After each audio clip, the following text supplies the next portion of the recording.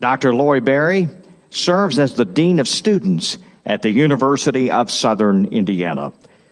Prior to this appointment, Dr. Berry was the Assistant Dean of Students for 8 years and the Director of Housing and Residence Life. Dr. Berry is committed to engaging and supporting students' holistic development. Throughout her career, Dr. Berry has been a collaborative and innovative leader who works to maximize systems and advocate for students. Dr. Berry brought significant innovations to her departments. In her advocacy role with students, Dr. Berry regularly meets with students and collaborates with faculty as they work to support each student's educational goals. She also serves as an advisor to students within the academic integrity and also in Title IX processes. Dr. Berry teaches a doctoral class on policy and practice in higher education in the Doctor of Education program. Her research interests involve studying the ways people connect and support each other in social media spaces. Dr. Berry earned her PhD in educational leadership from Indiana State University, her Master's of Education in Student Personnel Services, and her Bachelor of Arts degree in English Literature from Western Kentucky University. Today she comes speaking on a presentation entitled, "The Wave That Saved Me." How about a warm round of applause for Dr. Laurie Berry?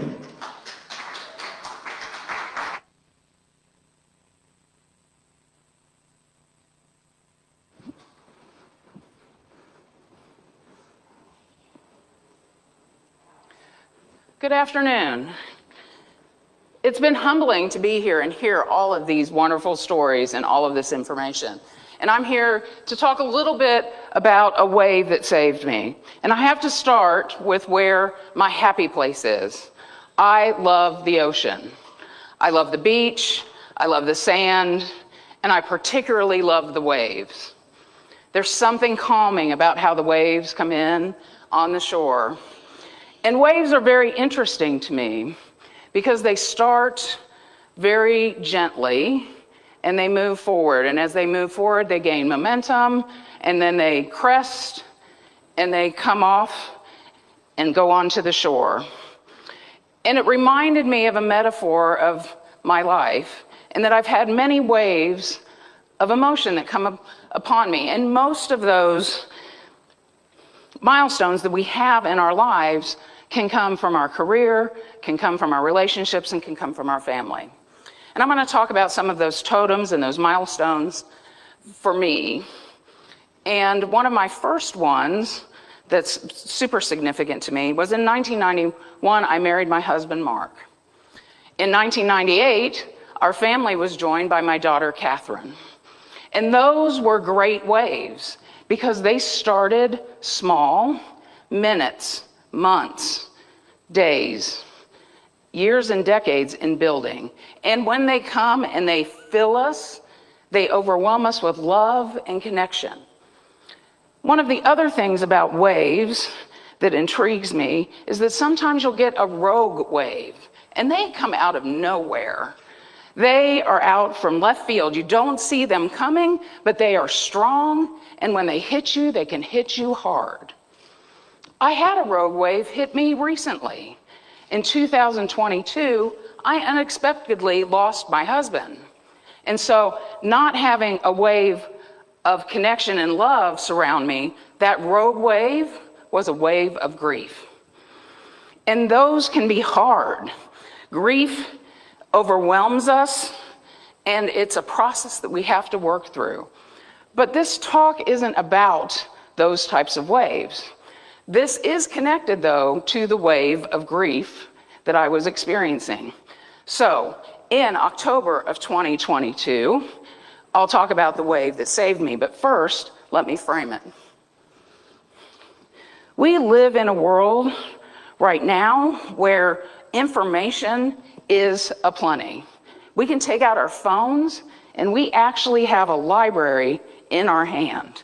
more information than any other time in mankind's history. And with all of that information, we still have problems, and they're complex. But let's talk about a little bit about how information doubles over time. In 1900, it took about 100 years for information to double. By the time we hit 1945, only 25 years. In 1985, it took a year for information to double. And as I stand here before you, in 2025, our information doubles about every 12 hours. And yet, we have these complex problems, and we need to solve them. As Charles Dickens wrote in the beginning of his book, David Copperfield, we live in it is the best of times, and it is the worst of times. And yet I stand here before you as an optimist, one who leans into my humanity, because I know that what I do, what you do, and what we do in the collective makes a difference. So I want to talk a little bit about kindness, because kindness can make a difference in the world. And there's a body of science behind what kindness does. When we start to look at kindness, we know we have at least two people involved. We have the person who is giving the kindness and the person that's receiving it. And what's interesting about kindness is that there's also a third group that's affected by kindness, and that's those who watch it. When we start looking at the giver and the receiver, there are things that physically happen in our bodies when we engage in kindness. The giver of kindness gets a release of hormones when they're doing something nice. Dopamine is released, serotonin, oxytocin, which is actually that chemical of love. When we are in the presence of someone that we love, oxytocin is released in our bodies, and we feel connected and giving at that time. What happens with those that are receiving it, they feel those same things. Serotonin levels go up, and that infects our moods. Endocrinologists, we start seeing different chemicals that help us with pain killing, and we're just healthier and happier individuals when we receive or give kindness. So, what we want to be able to do is find ways to do that. Now, a kindness doesn't have to be something that's planned. We've all talked about or heard about random acts of kindness. It can be something small. Smiling at someone, opening the door for someone, bringing gifts or treats to your office and sharing it. And on a day like this where we've got all this rain, sharing your umbrella with someone when there's a downpour as you're walking across the parking lot. All of that matters. And one of the things that we found in a study, Kumar and Epley did this in the Journal of Experimental Psychology just in 2023. They talked to people that engaged in kindness. So they talked to the person that gave the kindness and the one that received it. And what they found when they said, rate this, what did it mean? What they found was that the givers of the kindness said, it was a good thing, probably rated about a 5 out of 10. And then when they talked to those that received it, they rated everything much higher. So they might say that it was 8, 9, or 10. And that's significant in that tells us that what might be routine to someone, like I might share my umbrella because that's just a kind, nice thing to do, may have meant something a little bit more to someone else. And in the way that saved me, that's significant. So we'll talk about that a little bit more as I move forward in this talk. The other thing that we find with kindness, because I talked about the giver and the receiver, is there this third group, those that watch that. That's where we get the kindness superpower that's going. So with all the giving and receiving that's going on with these two, we know that people are healthier, happier, and calmer. And I don't know about you, but I can use all the healthy, happy, and calm that I can get in my life.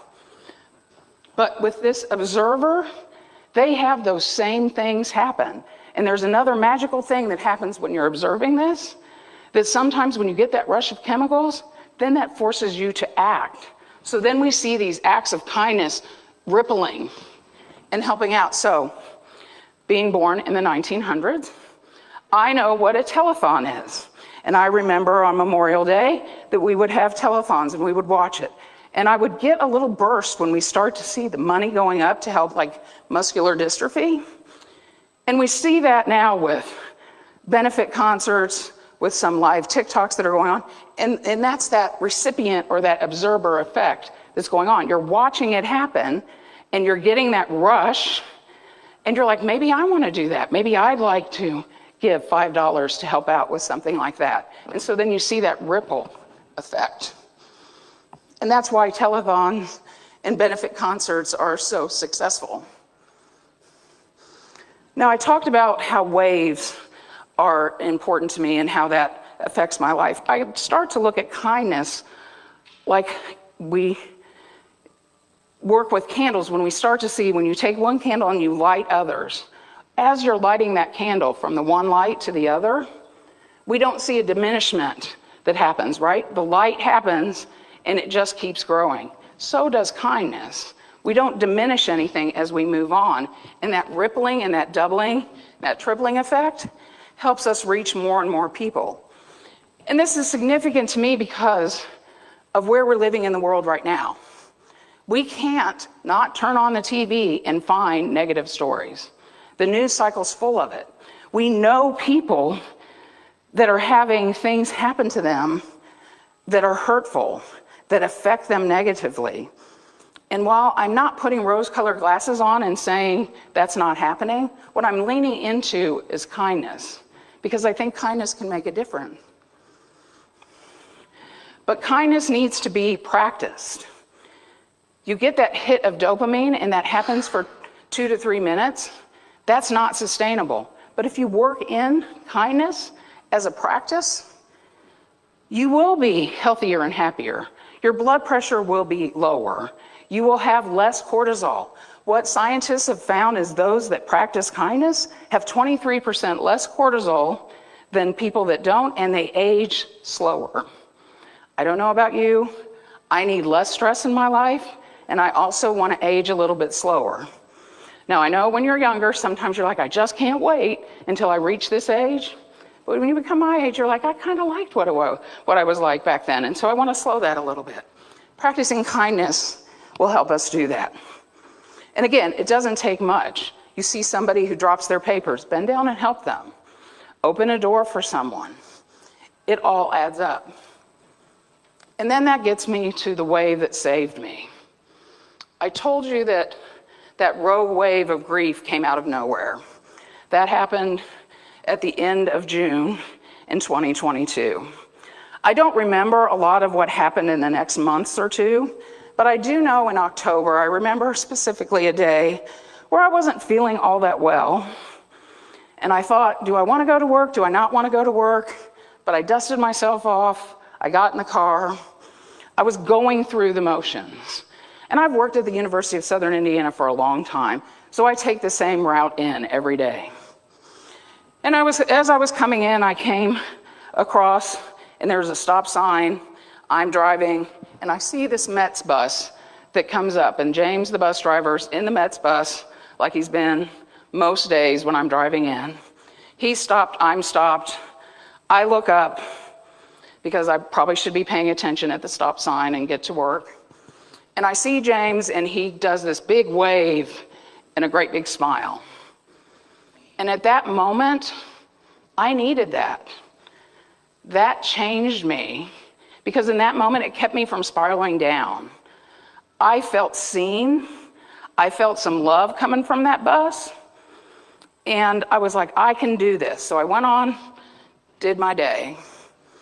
And I started to think about James, because James has been on our campus since 2011 as a bus driver. And he's known for waving and fist bumping students and waving to cars. We've had some stories written on him. He's a very nice gentleman. And he sees this as his ministry to spread kindness. And we had a reporter once do the math. Now, I'm not a mathematician, but if you wave and you fist bump a lot, and you do this almost every day, while we're working, he would be doing this over 100,000 times a year. It's a practice of his. If he were to rate it, he would probably rate it at a 5 on a scale, but on that day, when it hit me, that was a 10. I needed that. And so these local acts of kindness can be helpful. And when I reflected on this, I was like, that wave in that moment was important, but it also changed me because I started after that looking for ways that I could spread kindness more intentionally. Now, I don't have a signature thing like James has the wave and the fist bump. I'll open doors. I'll engage people in conversations. If I happen to have some extra money on my card when I go through Starbucks, sometimes on Fridays I'll buy my coffee and then the coffee behind me. So that's my way of working it in. What I'd like to do is challenge all of us to find ways to be more kind. It's good for you. It's good for the person receiving it. It's good for the community. If we all start doing that, we can start a kindness cascade. And that creates ripples, important ripples. So what will you do today to be kind to another person? Thank you.